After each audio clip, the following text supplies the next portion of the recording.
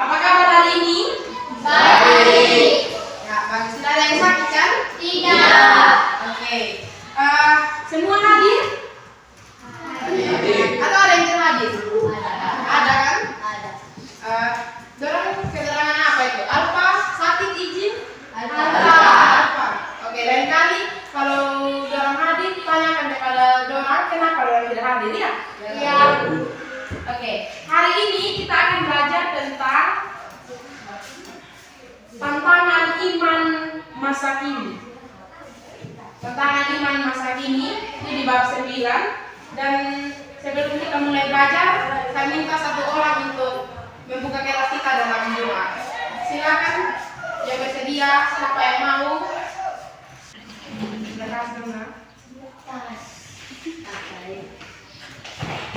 Oke, Indah akan pimpin kita dalam doa. Semua ambil sikap yang baik. Tenang kita satu dalam doa. Bapa kami yang di surga, Bapa yang kami sembah. Pada hari ini kami anak-anakmu akan memulai aktivitas belajar mengajar kami dengan yang kau memberkati kami. Bapa berkati juga kakak yang memimpin kami dengan yang kau memberkati. Bapa hanya doa kami, haleluya, amin. Terima kasih Indah. Hari ini kita akan belajar tentang tantangan iman masa kini. Nah, jadi sebagai orang Kristen kita diwajibkan untuk memiliki iman. Nah, tujuannya supaya apa? Karena salah satu yang menghubungkan kita dengan Allah yaitu iman. Nah, tujuan hari ini kita belajar tentang tantangan iman masa kini. Ada beberapa tujuan pembelajaran. Yang pertama, kalian diharapkan mampu mengidentifikasi berbagai bentuk tantangan iman dan dampak bagi kehidupan remaja di masa kini. Lalu, yang kedua, kalian dapat menjelaskan bagaimana Alkitab membahas tentang iman. Dan yang ketiga, menganalisa bagaimana cara atau sikap di dalam menghadapi tantangan iman. Dan yang keempat, sebagai orang yang beriman, kalian bisa mempraktekkan atau kalian bisa memiliki sikap di dalam berdoa. Doanya itu yaitu doa syukur kepada Tuhan untuk kemampuan dalam menghadapi tantangan hidup. Bisa paham? Bisa. Oke. Jangan lupa dicatat ya.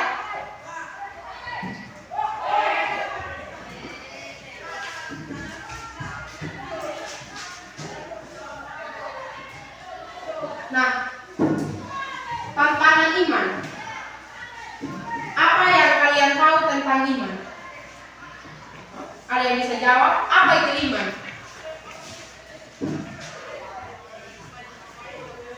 Ada yang bawa Alkitab? Silakan buka di kitab Ibrani 11 ayat 1. Jadi tentang iman itu sendiri sudah ada dalam Alkitab. Alkitab itu kan berisi firman Tuhan. Nah, firman Tuhan di situ juga menjelaskan tentang iman. Silakan satu orang baca Ibrani 11 ayat 1. Iman adalah dasar dari segala sesuatu yang diharapkan dan bukti dari segala sesuatu yang tidak terlihat. Ya, iman adalah dasar dari segala sesuatu yang kita harapkan dan bukti dari segala sesuatu yang tidak kita lihat. Nah, itu di Alkitab sudah dijelaskan juga tentang iman. Jadi iman, sederhananya iman itu tentang keyakinan, tentang kepercayaan. Nah, sebagai orang Kristen, kita perlu percaya kepada Yesus Kristus sebagai juru selamat. Nah, jadi yang kita imani yaitu Allah Tritunggal atau Yesus Kristus yang sudah menyelamatkan kita dari dosa. Nah, jadi dalam kehidupan ini, untuk sebagai orang Kristen dalam menjalani kehidupan, kita tahu bahwa di dalam menjalani kehidupan ini hidup tidak begitu saja mulus, tidak selalu baik, ya kan? Pasti ada tantangan, ada masalah yang kita hadapi.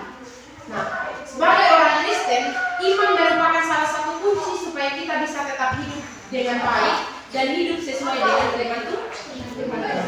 Tetapi kenyataannya, meskipun kita adalah orang Kristen, kita percaya sama Yesus Kristus, ada banyak tantangan iman, ada banyak tantangan yang menggoyahkan iman kita. Betul tidak? Betul. Misalnya, biarpun rajin gereja, tetapi di dalam menjalani kehidupan pasti kita temui dengan hal-hal yang menggoyahkan iman kita. Misalnya saja, Ronaldinho tidak mau mencuri, tapi dia berteman dengan orang-orang yang suka mencuri. Nah, di situ Ronaldinho bisa saja dipengaruhi, diajak untuk mencuri. Itu merupakan salah satu tantangan iman. Iya, begitu juga dengan hal-hal yang lain. Sebentar kita akan belajar. Nah, tantangan iman masa kini di sini ada 4 jenis tantangan iman yang sering terjadi di masa remaja. Ada seorang tokoh namanya Andi Eka. Dia mengelompokkan iman itu dalam 4 bagian. Dia mengelompokkan tantangan iman di dalam 4 bagian. Tantangan iman ini yang sering terjadi pada anak-anak remaja seperti kalian ini. Tantangan iman yang pertama itu berasal dari teknologi. Pasti kalian punya bayangan tentang teknologi kan? Lalu tantangan iman yang kedua itu berasal dari akademik. Tahu akademik? Kalau berbicara tentang akademik, apa yang pikirannya kalian? Berbicara tentang akademik, dia memiliki hubungan dengan pendidikan, nilai-nilai. Pendidikan saat ini juga berbicara tentang akademik. Ini yang dimaksud dengan akademik. Lalu yang ketiga, tantangan iman yang ketiga itu berasal dari rokok, narkoba, dan miras atau minuman keras. Dan yang keempat berasal dari hormon. Nah, kita akan bahas secara satu persatu. Yang pertama dari teknologi. Nah, kalian tahu salah satu teknologi yang saat ini sejak paling sering kita gunakan yaitu HP. Betul sekali. Nah, seperti ini ada yang bawa HP. Nah, penggunaan teknologi ada sisi positif dan ada sisi negatifnya. Nah, sisi positifnya dari teknologi, dia bisa menyampaikan ilmu pengetahuan, bisa menjadi tempat kita mencari informasi hal-hal yang belum kita ketahui, dan juga menjadi tempat menyampaikan informasi menghubungkan kita antara satu dengan yang lain. Tetapi dampak negatifnya dari penggunaan teknologi ini yaitu dia juga bisa membahayakan diri dan juga masa depan kalian. Misalnya, teknologi diciptakan sebenarnya untuk sebagai sumber pengetahuan, diciptakan untuk menyampaikan informasi dari yang satu ke yang lain. Tetapi banyak sekali anak-anak remaja yang menggunakan teknologi ini dengan negatif. Misalnya saja untuk nonton porno, lalu main game secara berlebihan. HP, orang tua kalian membelikan HP untuk digunakan sebagai alat untuk meringankan kalian di dalam belajar, misalnya mau cari tugas, begitu. Tapi kalian menggunakannya untuk nonton dan untuk main game. Dampak negatif dari main game dan nonton itu, dia tidak saja menyita waktu kalian, tetapi juga merusak pemikiran kalian. Harusnya kalian belajar, harusnya kalian bisa menjadikan HP itu untuk mendapatkan informasi atau mengerjakan tugas, tapi kalian pakai untuk nonton dan juga main game. Akhirnya waktu kalian terbuang hanya untuk hal-hal yang sia-sia. Nah, itu juga termasuk tantangan iman. Orang yang beriman, dia bisa mengontrol penggunaan teknologi, dia bisa mengontrol dirinya, bagaimana dia harus bisa memanfaatkan teknologi tersebut. HP itu juga sering menjadi tantangan iman kita. Betul tidak? Betul. Pasti kamu sering kalau mau kerja tugas lebih pilih untuk nonton dulu atau main Facebook dulu daripada kerja tugas. Betul tidak? Betul. Nah, sementara yang benar, Yang benar itu kan kita harusnya kerja tugas dulu. Kalaupun bolehlah nonton, tapi nonton hal-hal yang bermanfaat. Terus boleh juga main game, tapi sesuai, jangan terlalu sampai lama-lama. Akhirnya membuang-buang waktu. Itu merupakan salah satu tantangan iman di dalam teknologi. Sikap kita dalam sifat kita, karakter kita. Karena kita sering nonton hal-hal yang negatif, kita juga bisa mempraktekannya di dalam kehidupan sehari-hari. Karena terlalu sering nonton, bisa saja sementara main game begitu ya, atau nonton, terus tiba-tiba mama suruh, misalnya Indah, ambil cuci piring dulu, atau Eka, cuci piring dulu. Tapi karena mau main game, mau nonton, mau main Facebook, tunggu dulu mama, sebentar dulu. Nah, sebentar akhirnya lama-lama tidak kerja lagi. Betul tidak?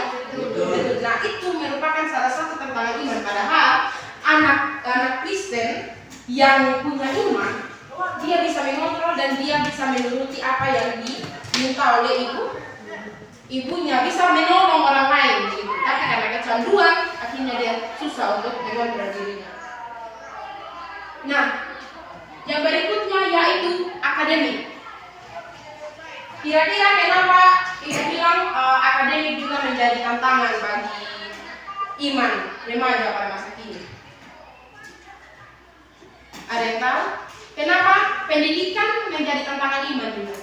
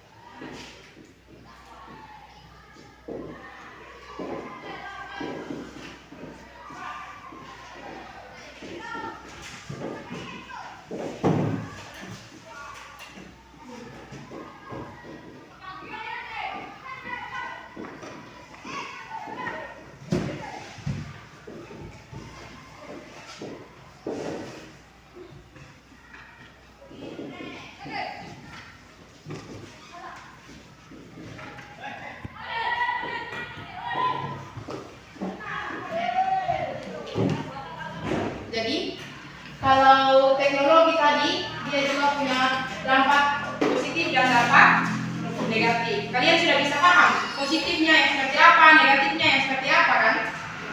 Lalu masuk dalam tantangan yang kedua yaitu akademik, pendidikan. Kenapa pendidikan bisa menjadi tantangan iman masa kini? Jadi, di dalam proses belajar mengajar atau proses sekolahnya kalian itu terjadi juga tantangan iman. Misalnya, demi mendapat nilai bagus, tapi tidak belajar, dia nyontek. Jadi, padahal dia tidak belajar, dia tidak tahu apa-apa. Tapi supaya dapat nilai bagus, supaya dapat ranking bagus, dia nyontek. Kehidupannya selama belajar itu dipenuhi dia nyontek. Akhirnya, dia punya nilai-nilai yang bagus itu bukan karena dia kerja keras, tapi memang karena dia nyontek, dan itu tidak bagus. Kalau mau nilaimu bagus, maka apa yang harus kamu lakukan? Belajar. Nah, supaya nilai bagus itu belajar. Orang yang beriman, dia akan mampu mengontrol dirinya untuk belajar, dan dia tidak akan mudah terpengaruh dengan hal-hal yang tidak berkenan di hadapan Tuhan seperti menyontek. Siapa di sini yang suka menyontek? Jujur, yang pernah menyontek, jujur saja. Nah, lain kali jangan lagi ya. Tapi saya mengapresiasi sekali dengan yang jujur, karena meskipun sudah mereka menyontek, mereka tidak tipu. Mereka tetap mengaku bahwa mereka tidak pernah menyontek. Hanya setelah tahu saat ini bahwa menyontek itu bukanlah hal yang baik, bertobat, lain kali jangan menyontek. Kalau mau nilai bagus harus belajar. Nah, itu juga yang menjadi salah satu tantangan iman yang terjadi di sekolah. Jadi kalau ada yang ajak-ajak menyontek itu termasuk hasutan. Itu termasuk tantangan, udah tantangan. Ya ini dia mau uji sampai iman yang sampai lemah yang tidak diajarkan saya menyontek jangan. Saya harus belajar. Seperti itu ya. Lalu yang ketiga, rokok, narkoba dan miras. Miras itu minuman keras atau yang lebih sering terkenal di kita sini peci. Nah, peci, akar, ya toh? Ya toh anak laki? Nah, sekarang ibu mau tanya dulu, siapa di sini yang sudah merokok? Jujur. Ya, jujur. Sampai sekarang masih rokok? Ada yang tahu merokok, narkoba dan miras ini tidak sedikit pun menguntungkan kalian. Oke lah, kalau sekarang mungkin kalau kamu rokok enak, tenang atau asik. Tapi secara tidak langsung, perlahan-lahan dampak dari merokok, narkoba maupun miras ini merusak diri kalian dan juga merusak masa depan kalian. Catat itu. Dampak dari rokok dan narkoba serta miras ini. Rokok, narkoba dan miras tidak sedikit pun punya nilai positif. Banyak anak-anak remaja seperti kalian ini yang mau rokok, yang mau minum sampai masuk dalam narkoba untuk apa? Bukan untuk melegakan diri, tapi supaya bisa punya banyak teman. Betul tidak? Banyak yang rokok bukan karena dia memang dia mau, tapi karena dia mau coba-coba dan supaya dia punya banyak teman dan merasa keren karena rokok. Padahal itu sebenarnya tidak sama sekali. Siapa yang tahu dalam Alkitab tubuh ini adalah apa? Tubuhnya kita ini, dirinya kita ini apa?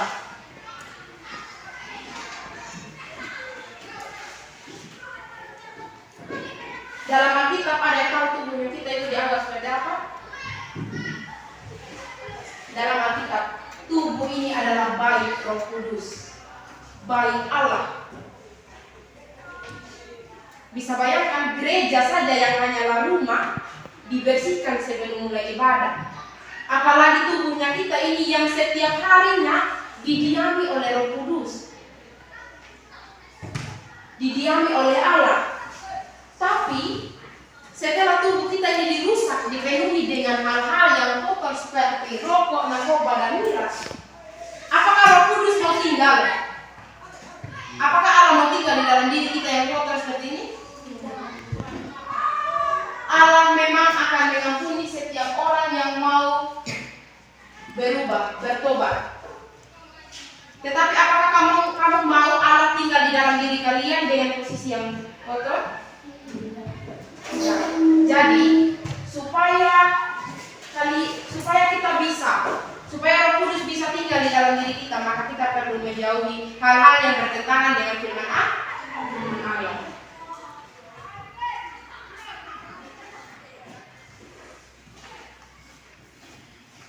Ya, jadi rokok ini, narkoba mungkin ini sering jarang terjadi di sini.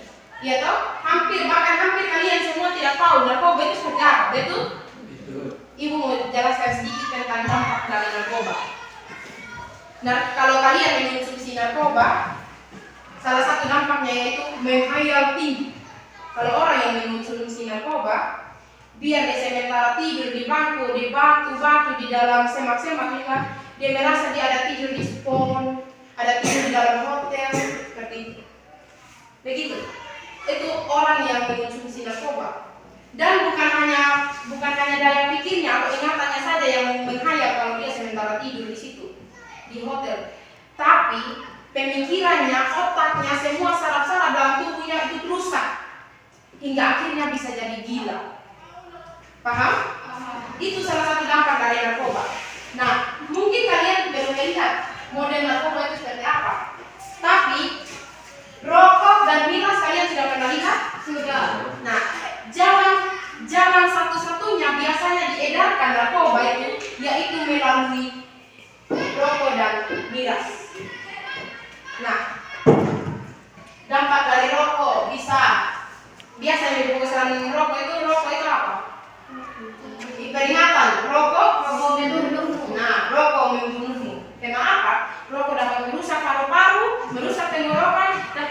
bahkan dapat menyebabkan kematian. Lalu miras, miras atau minuman keras ini dia juga mempunyai dampak negatif. Tidak ada dampak positifnya dari ketiga hal ini. Pernah lihat orang mabuk yang sampai jalan-jalan di jalan kayak orang yang tidak punya rumah? Mabuk akibat miras bisa menyebabkan hilangnya kendali dalam diri, hilangnya kontrol dalam diri, sehingga kalau orang mabuk ada yang sampai berkelahi bahkan sampai berbunuh, ya toh? Iya. Nah, kalian mau tidak jadi salah satu dari pemabuk itu? Tidak. Tidak, dan jangan pernah mengonsumsi ketiga hal ini. Apalagi coba-coba. Banyak yang mengonsumsi hal ini sampai dalam kecanduan itu hanya karena mau coba-coba. Banyak orang yang sampai berlebihan, sampai menjadi dia sampai ketagihan dengan ketiga hal ini hanya karena coba-coba. Awalnya dia bilang begini, saya coba saja rokok 1 batang, saya coba minum sedikit saja. Tapi percobaan pertama itulah yang akan merangsang diri kalian, lalu tiba-tiba merasa enak dan pada akhirnya membuat kalian mau lagi dan lagi untuk mengonsumsi rokok dan miras. Betul tidak yang sudah rokok? Pertama hanya coba 1 batang, ya toh? Betul. Kedua, saya coba lagi 1 kali, ya toh? Terakhir sudah biasa, rokok terus. Mungkin sekarang kalian bilang tidak rokok, tapi nanti kalau ada yang kasih pasti kalian ambil, betul tidak? Nah, salah satu tantangan iman itulah. Harusnya tidak boleh rokok, ya? Harusnya tidak boleh rokok. Orang yang beriman seperti itu. Firman Tuhan mengajarkan supaya menyayangi tubuh kita yang adalah bayi Roh Kudus ini. Lalu hindari ini. Miras juga dia dapat merusak, membuat kalian tidak bisa mengendalikan diri dalam hal seperti ini. Laki-laki, perempuan juga ada yang minum. Laki-laki kalau sudah minum, kalau sudah mabuk, tidak tahu lagi kalau sudah ketemu dengan perempuan. Betul tidak? Betul tidak? Nah, jadi salah satu tantangan iman ini, kenapa kalian perlu belajar sekarang supaya kalian bisa punya pemahaman tentang bagaimana sikap orang Kristen yang beriman itu seperti apa. Yang keempat, hormon. Kalau di dalam ilmu biologi, kalian hormon itu apa?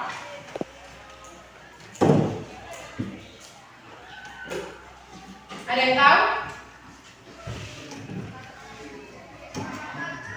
Nah, jadi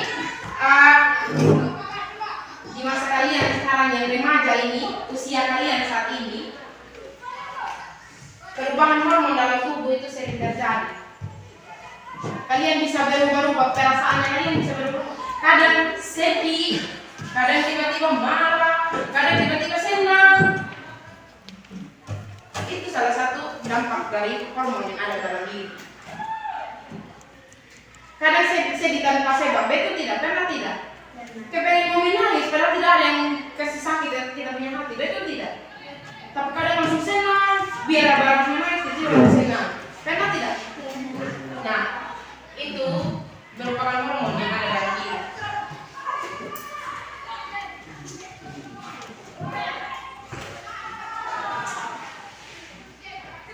Ya, salah satu dampak pekerjaan hormon juga, dia menyebabkan kita tertarik dengan yang lain.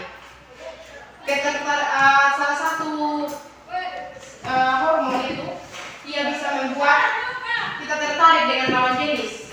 Laki-laki kalau lihat perempuan langsung, wih cantik, wih saya suka sama dia. Begitu juga perempuan, ini dia yang betul, dia rapi, dia bersih betul, bisa fans sama dia. Betul tidak? Ini sekarang sudah pasti sudah terjadi dari sini. Nah, itu salah satu pekerjaan hormon. Nah, tidak menutup kemungkinan juga bahwa di dalam dampak negatif dari ketertarikan antara satu dengan yang lain, kalian bisa dibawa ke dalam hal yang negatif. Paham hal yang negatif? Hormon ini sebenarnya dia punya nilai untuk soal dalam ilmu biologis maupun psikologis. Hormon dia ini rasa tertarik kepada lawan jenis itu normal. Tetapi ada yang kalau tidak bisa mengontrol diri, ya, kalau tidak bisa mengontrol diri, maka hal-hal yang tidak diinginkan bisa terjadi. Laki-laki bisa ada yang ajak perempuan untuk tidur, untuk jalan di tempat-tempat yang tidak yang gelap. Nah, itu salah satu hal yang merupakan tantangan iman. Ketika kita tidak mampu mengontrol hormon atau mengontrol diri kita, paham? Nah, fungsi iman itu, kenapa kita perlu beriman? Kenapa kita harus terus memiliki iman yang kuat supaya kita bisa mengontrol diri kita dari tantangan-tantangan ini? Ada yang tahu bagaimana caranya supaya kita tetap beriman? Ada yang bisa jawab saja? Ada yang tahu bagaimana supaya kita bisa tetap beriman? Mendekatkan diri pada Tuhan.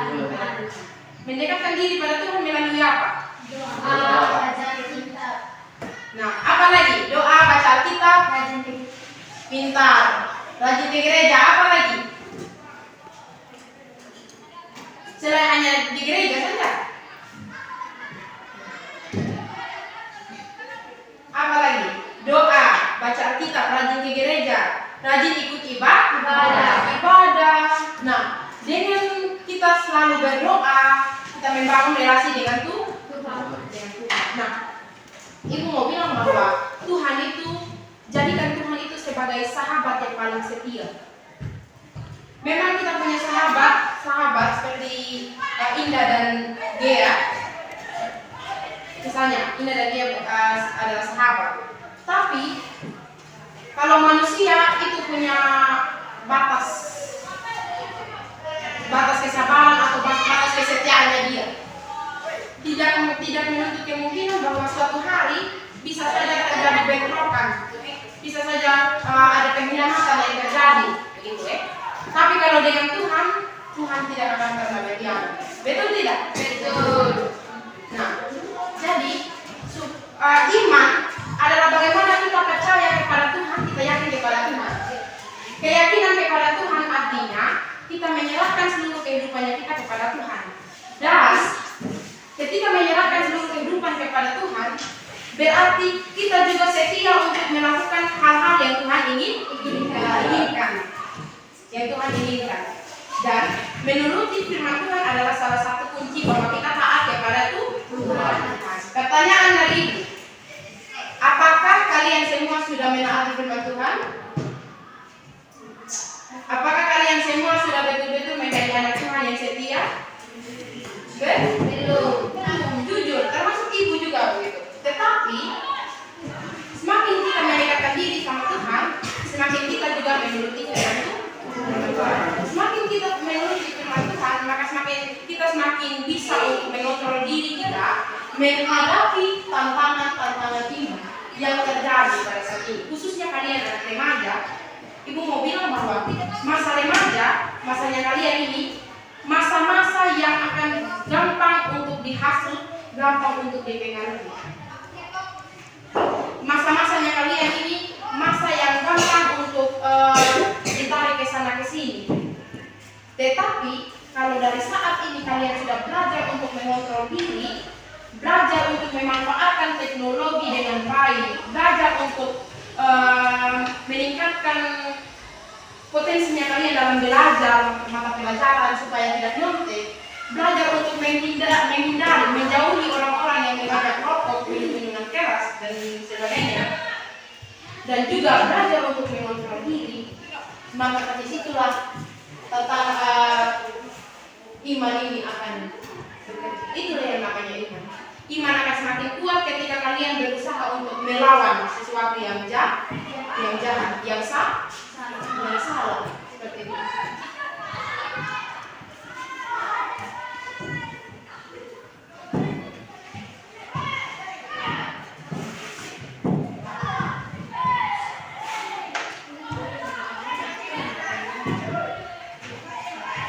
Nah, ada lagi beberapa hal yang khususnya Ibu mau tekankan di sini, dia masuk dalam bagian teknologi, yaitu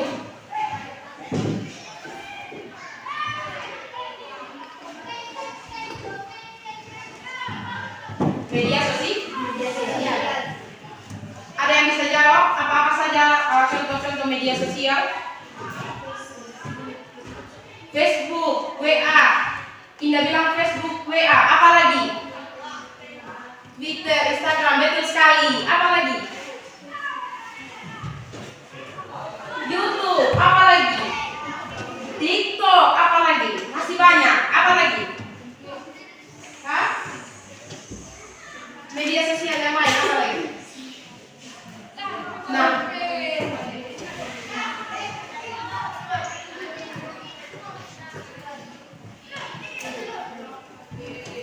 jadi media sosial ini dia sering digunakan dalam teknologi. Nah, fungsi media sosial ada yang tahu? Ada yang tahu fungsi media sosial? Oke, Ibu mau tanya. Di sini ada yang main Facebook? Ada yang main TikTok? Nah, kenapa main Facebook dan main TikTok? Hah? Coba, anak lagi main Facebook juga?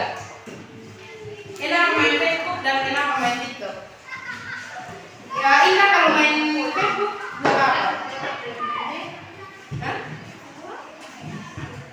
Eka main apa? Facebook? TikTok juga tidak? Yang sekarang sudah belajar menggunakan media sosial itu untuk apa? Mencari teman. Itu salah satunya, salah satu positif mencari teman. Betul sekali. Iya. Apa lagi selain mencari teman? Kalau main Facebook itu untuk apa?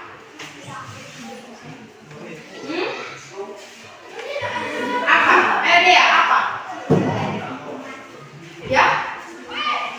Mencari informasi, menyampaikan informasi. Betul sekali, salah satunya menyampaikan informasi. Apa lagi? Masih banyak sekali kegunaan media sosial. Apa lagi? Mencari teman, menyampaikan informasi. Apa lagi? Fungsi dari media sosial sebenarnya dibuat untuk menyampaikan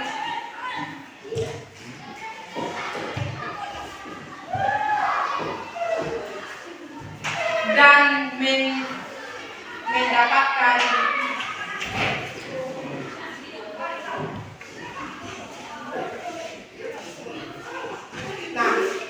fungsi utama dari media sosial sebenarnya untuk memperoleh informasi dan menyampaikan informasi. Tidak salah juga yang dia bilang memperoleh teman. Karena Facebook juga membantu kita untuk menghubungkan antara satu dengan yang lain dengan jarak yang jauh. Itu salah satu fungsi utama dari media sosial. Tetapi ada banyak yang salah menggunakan. Betul tidak? Betul. Ada yang pakai media sosial untuk memposting gambar-gambar yang tidak jelas, misalnya gambar-gambar porno, status-status sindiran. Betul tidak? Nah, apakah itu hal yang baik? Tidak.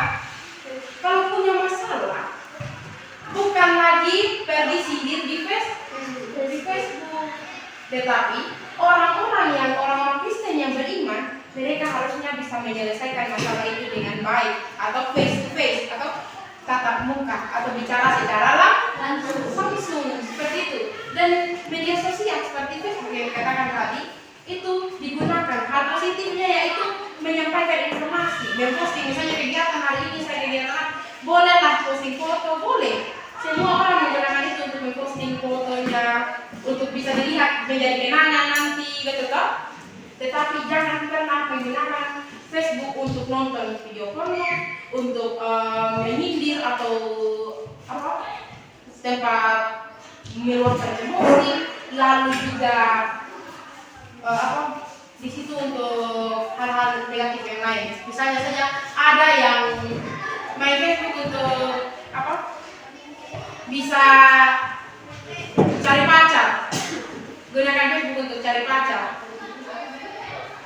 Habis itu dia lupa kalau Facebook sebenarnya untuk menyampaikan informasi. Boleh lah, iya tidak masalah kalau sebenarnya kalau cari pacar di Facebook. Tetapi jangan pernah sekali-sekali untuk langsung percaya begitu saja ya. Langsung lihat yang foto profil ganteng langsung percaya, ini ada ketemu langsung. Bapak-bapak, ada tidak begitu? Semoga belum ada di sini, tapi sudah ada yang pernah.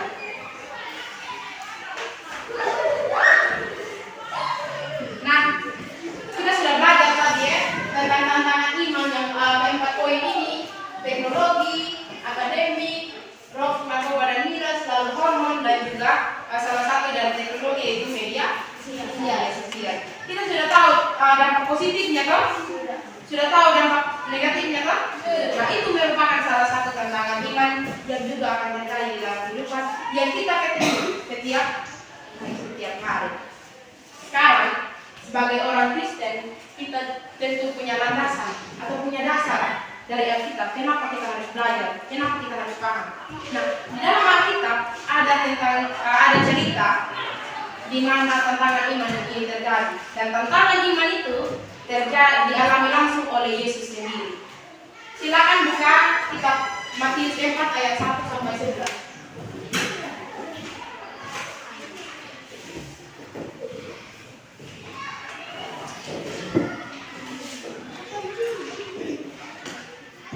Yang ini ya.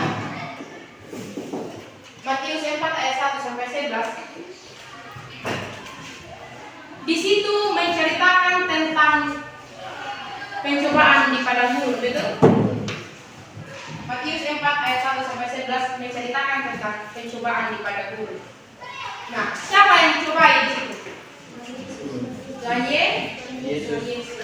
Nah, Tuhan Yesus diuji oleh siapa? Dicobai oleh siapa? Iblis. Ada yang masih ingat? Pencobaan pertama itu apa? Ya, betul sekali ya. Pencobaan pertama pada saat Yesus sedang di padang gurun, iblis datang. Iblis bilang, kalau memang benar bahwa engkau anak Allah, ubahlah batu ini menjadi roti. Lalu di situ Yesus jawab apa pada saat iblis menyuruh Yesus untuk mengubah batu menjadi roti?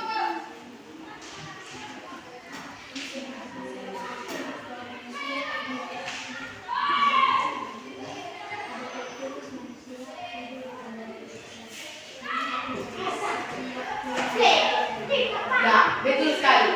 Tuhan Yesus bilang apa sama iblis waktu iblis dicobai? Tuhan Yesus bilang, waktu Yesus dicobai oleh iblis, Tuhan Yesus bilang sama iblis, ada tertulis, manusia bukan hidup dari roti saja, tetapi juga dari setiap firman yang keluar dari mulut Allah. Ya? Jadi kita manusia, kita itu hidup dari firman-firman Allah. Jadi kita bukan saja hanya hidup secara kedagingannya kita saja, tetapi kita juga perlu dihidupi dengan firman Allah.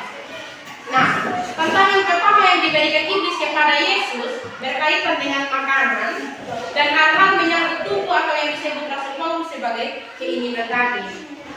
Keinginan daging. Kalian tahu keinginan daging? Keinginan daging dia punya perbedaan yang jauh, bertentangan dengan firman Allah. Misalnya, ini firman Allah tentang hal-hal positif, kayak seperti ini tadi. Dia mau firman Allah suruh supaya hidup yang kudus, hidup yang benar di hadapan Allah. Melakukan hal-hal yang positif, baik dari menggunakan media sosial, menggunakan atau teknologi, tidak boleh menyontek, tidak boleh minum minuman keras, atau rokok, narkoba. Itu Tuhan Yesus atau firman Tuhan bilang jangan. keinginan lain, bilang coba itu. Keinginan lain lagi bagus itu.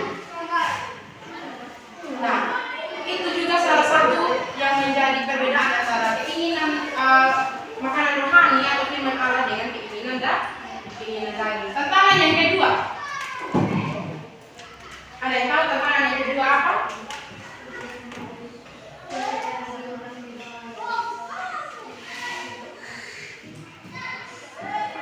Iblis membawa Yesus di tempat yang paling tinggi toh.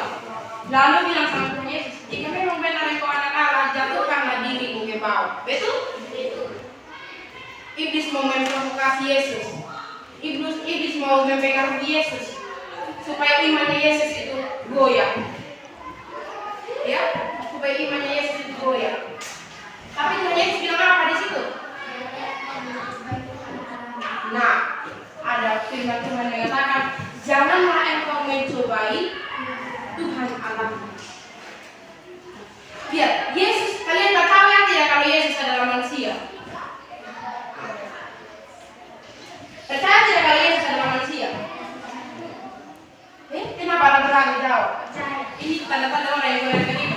Percaya tidak kalau Yesus adalah manusia? Percaya toh? Nah, Yesus adalah manusia sejati dan juga Allah yang sejati. Kalau kita manusia saja, kita bukan Allah. Tapi kalau Yesus, dia manusia dan juga Allah.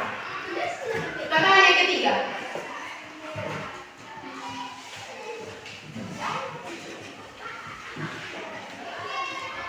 Tantangan yang ketiga apa?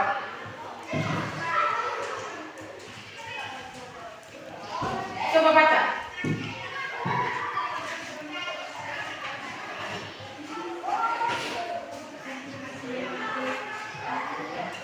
Dia ditawarkan tidak? Aren.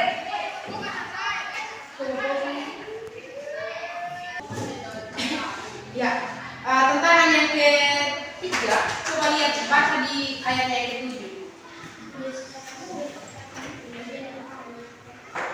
Iblis membawa Yesus di gunung yang sangat tinggi. Di situ iblis menunjukkan memperlihatkan sama Yesus kota yang sangat luas, lalu menawarkan kepada Yesus bahwa ini semua iblis akan berikan kepada Yesus kalau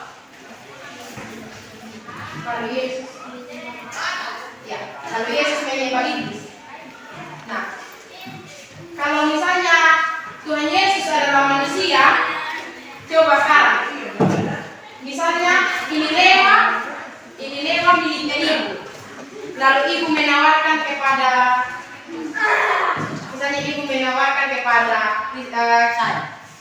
Christian ya. Nah, kira-kira Christian mau tidak kalau sekali semua ini lewat? Mau? Pasti. Lihat, Christian saja bilang mau. Nah, iblis menawarkan dunia yang begitu luas. Tapi apa? Di situ Yesus punya iman yang kuat dan dia menolak tawaran dari iblis. Nah, jadi tantangan yang ketiga ini tentang kekuasaan dan juga ini sering terjadi pada kehidupan remaja. Pasti kalian senang diberikan sesuatu, betul? Kalian senang diberikan sesuatu.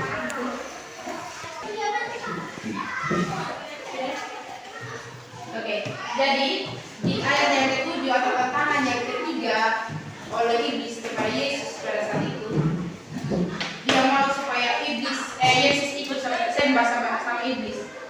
Nah, itu juga terjadi pada saat ini, terjadi pada kita, terjadi pada kalian anak-anak remaja.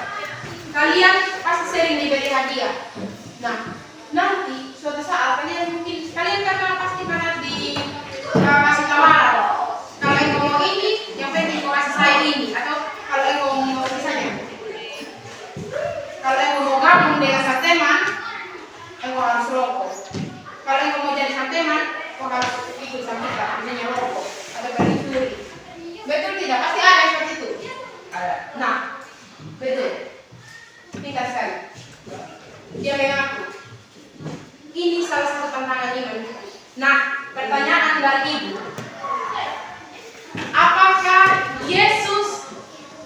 dari apa yang sudah kita baca tadi di Matius 4 ayat 1 sampai 11. Apakah di situ Yesus mau mengikuti hasutan atau cobaan dari iblis? Tidak. Ya, Yesus menolak. Itu merupakan tantangan iman yang Yesus lawan. Karena apa? Kenapa Yesus bisa lawan? Karena iman yang ada dalam diri Yesus itu lebih besar daripada keinginan daging atau keinginan dia.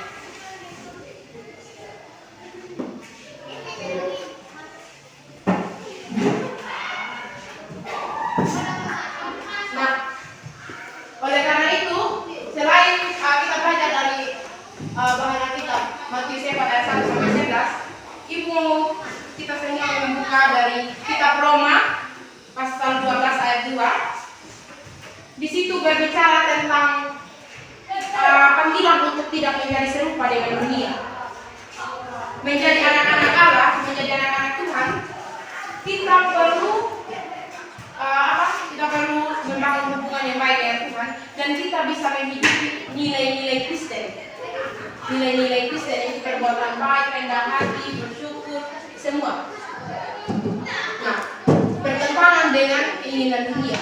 Keinginan dunia ini penuh dengan kejahatan. Jadi, dalam kitab Roma pasal 12 ayat 2 diperintahkan agar kita tidak menjadi serupa dengan dunia, tetapi kita harus serupa dengan Tuhan.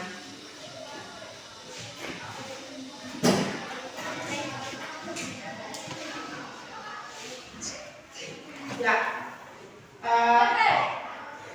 Ibu mau mengajak kalian untuk berdiskusi.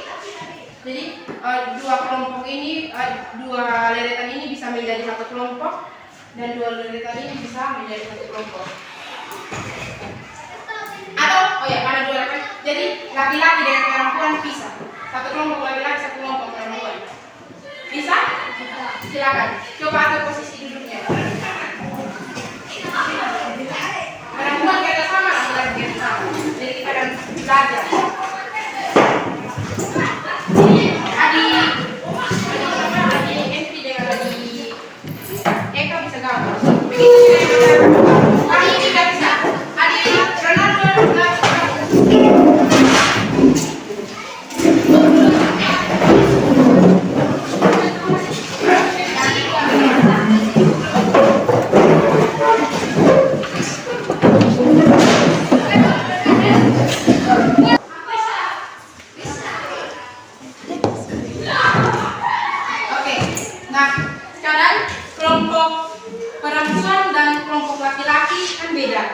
Kelompok perempuan silakan mencatat, silakan mendiskusikan apa-apa saja yang menjadi tantangan iman pada anak remaja. Apa-apa saja tantangan iman yang sering terjadi di dalam kehidupan. Bisa juga ditambahkan tambahkan selain rokok, minus apa-apa lagi itu kalian cari ya, kalian catat di situ. Bisa? Paham maksud Ibu? Oke. Yang laki-laki kan ada orang buat sebab kalian buat mereka mencari masalah, kalian membuat solusi seperti itu. Jadi, dorang tulis semua apa-apa saja yang menjadi tantangan iman. Begitu ya? Tantangan iman tadi, ya. Tantangan iman itu hal-hal yang negatif yang bikin kalian itu menjadi jauh dari Tuhan, hal-hal yang negatif ya. Dorang mencari itu. Kalian mencari, mencatat, kumpulkan informasi apa-apa saja yang perlu dilakukan supaya bisa melawan tantangan iman yang terjadi. Mengerti? Kamu catat di situ apa-apa saja yang tidak boleh dilakukan. Yang misalnya kalau rokok begitu ya, tantangan iman salah satunya melalui rokok. Apa yang harus dilakukan supaya tidak merokok? Paham? Misalnya ini minum peci, itu kan tantangan iman. Tantangan iman. Nah, apa yang harus dilakukan supaya tidak minum peci? Gitu. Bisa paham? Silakan cari sebanyak-banyaknya. Ibu kasih waktu 10 menit. Bisa? Oke, silakan mulai kerja.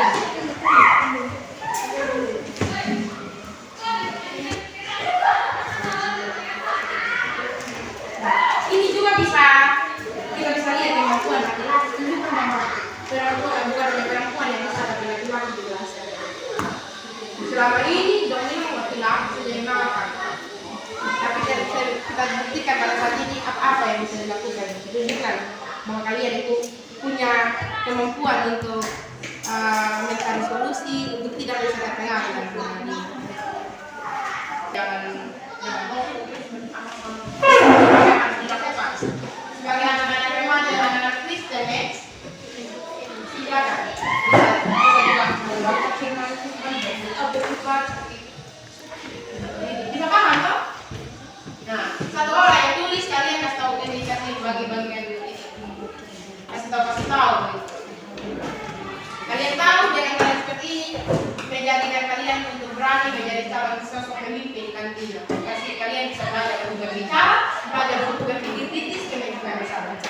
Silakan. 10 menit ya.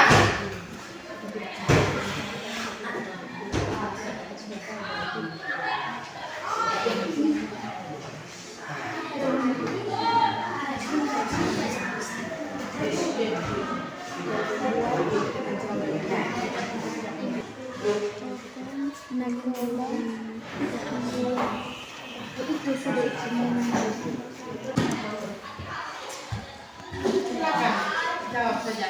Sebentar kalian bisa saling bertanya. Kalian bisa bertanya di sana, kalau mereka sampaikan, kalian di sana juga bisa bertanya kalian. Seperti itu.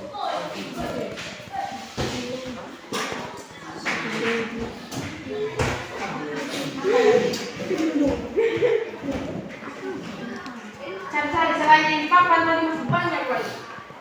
Ini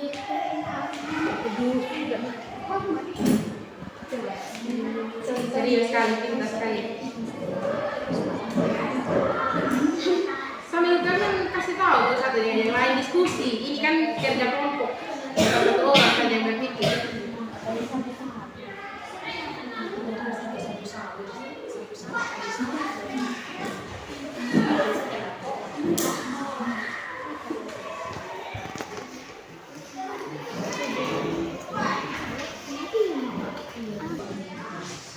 Oke, yang kelompok perempuan sudah siap? Sudah.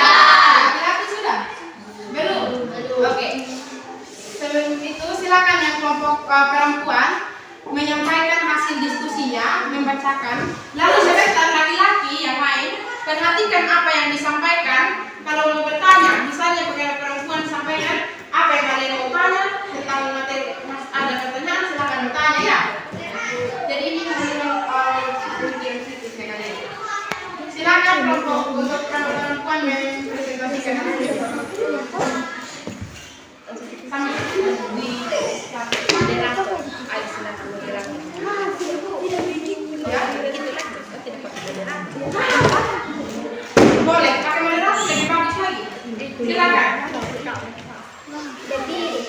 Silakan ya.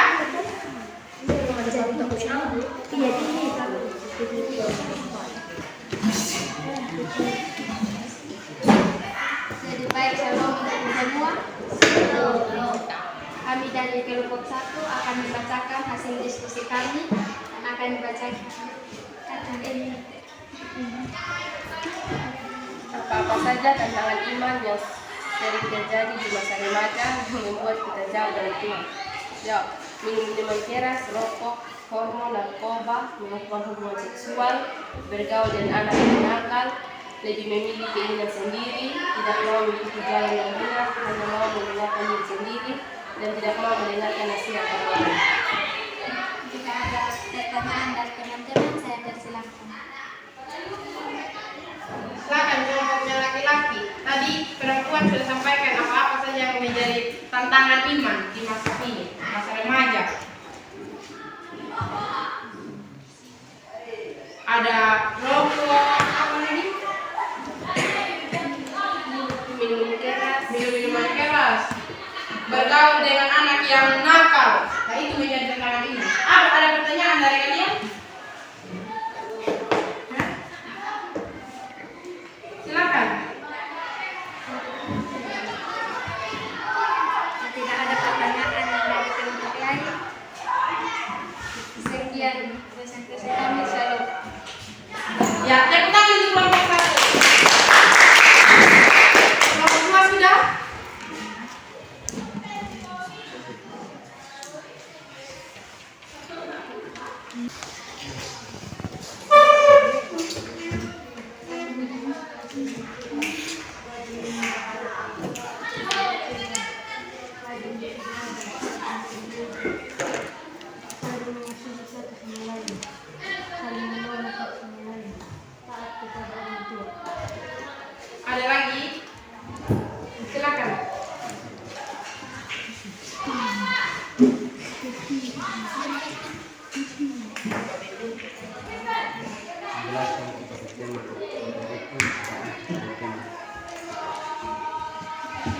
Oke, tepuk tangan untuk kelompok laki-laki.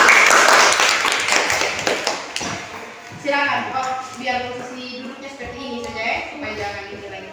Jadi baik, apa yang menjadi hasil diskusi kalian pada saat ini, menjadi diskusi kita hari ini, itu masih berhubungan dengan tantangan iman. Nah,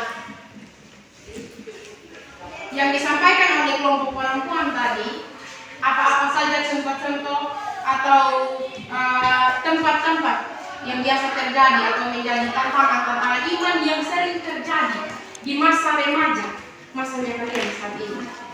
Dan laki-laki memberikan atau mendiskusikan tentang hal-hal apa saja yang dapat menjadi pegangan untuk menghindari tantangan-tantangan iman, seperti membaca firman Tuhan, mendekatkan kepada Tuhan, rajin beribadah, dan juga betul yang dibilang tadi oleh teman-teman kalian, kita sebagai orang yang beriman, sebagai anak-anak Tuhan, ketika melihat teman kita menyimpang atau melakukan hal-hal yang merupakan tantangan iman, kita perlu menegur atau menasehati. Jadi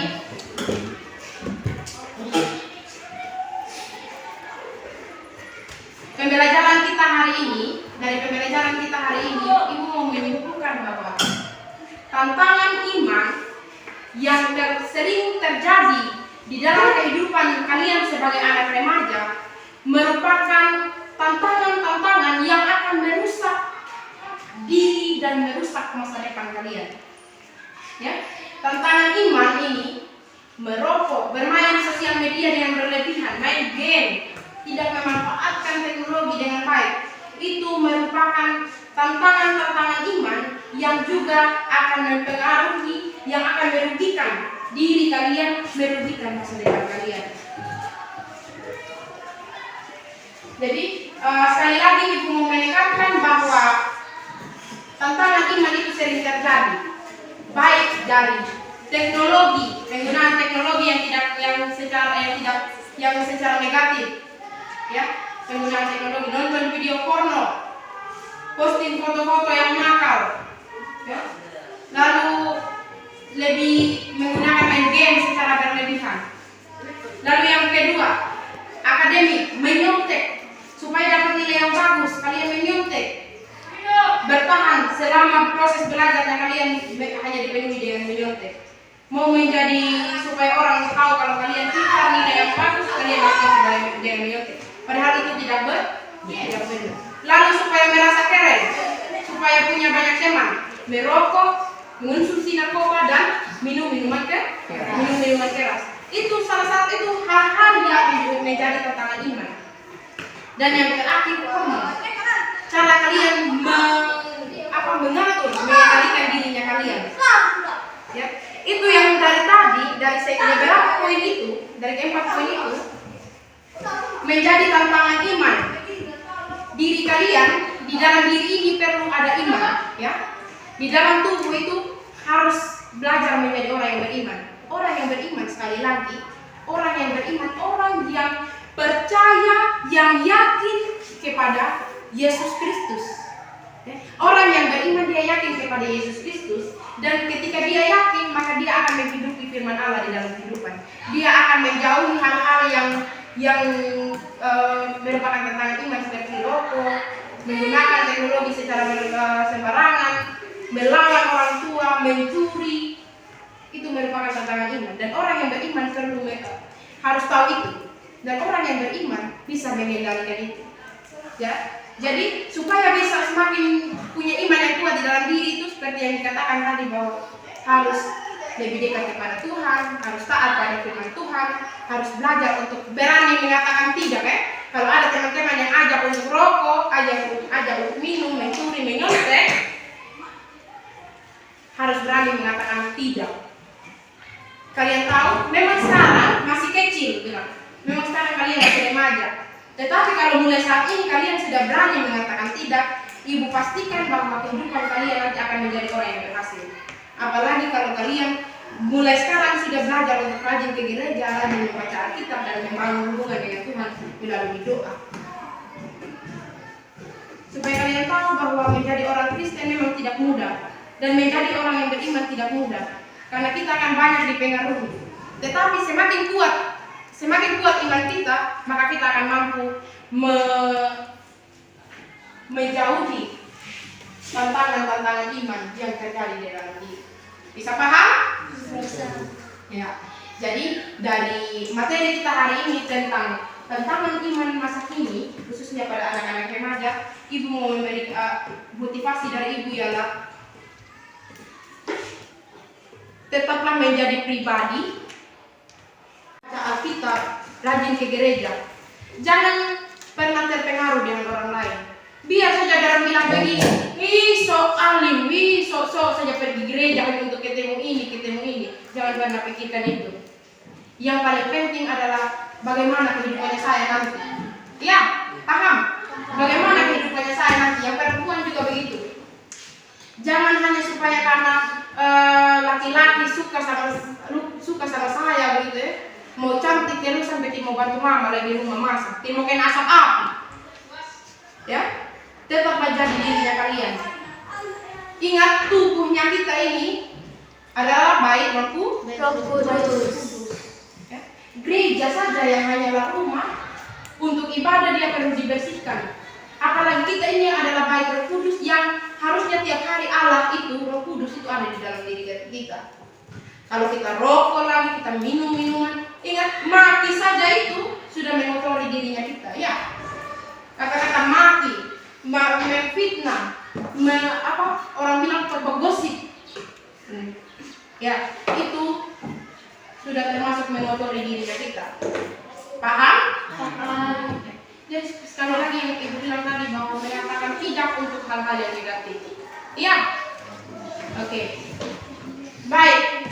Demikian motivasi dari ibu dan juga pembelajaran kita hari ini tentang tantangan iman masa kini. Biarlah pembelajaran ini boleh menjadi pedoman, boleh menjadi hal-hal materi yang bermanfaat untuk kalian bisa menjalani kehidupan kalian dari masa remaja hingga nanti kalian mencapai kesuksesan. Demikian, masih kita pada hari ini.